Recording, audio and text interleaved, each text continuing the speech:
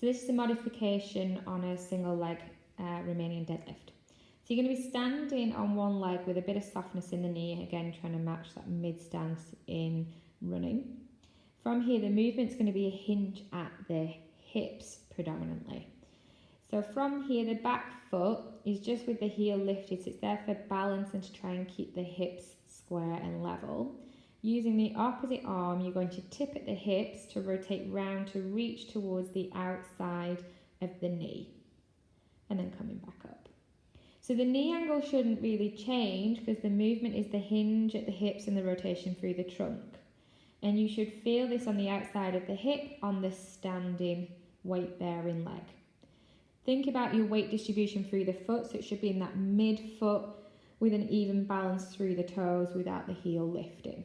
We can start to add more rotation with this, so as you reach down towards the knee, you then come back the opposite way and stretch that arm back and overhead. So we're bringing more of a wood chop motion, because again, running requires a lot of rotation through the core.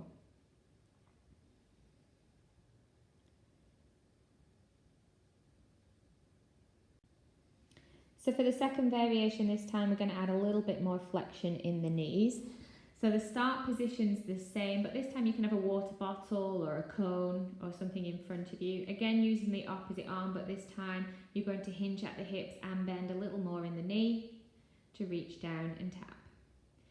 The back foot can lift to challenge the balance, or if you need to keep the toes resting on the floor for stability, you can, but it's opposite arm, opposite leg. And obviously the lower the object is towards the floor, the more challenging this is. And we should be working again the outside of that hip on the standing leg. And you can start to reach that arm up and behind you again like the previous drill to challenge the balance even further.